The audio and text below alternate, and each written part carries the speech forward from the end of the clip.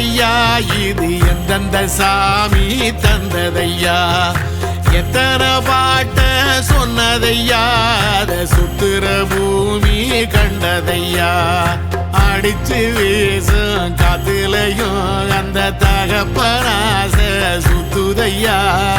பிடிச்சு பூக்கும் விதையிலும் ஒரு வம்சத்து கதையே உள்ளதையா 100 தலைமுறை சேர்ந்து சதுக்குன ஈர நலம் இது பாறையா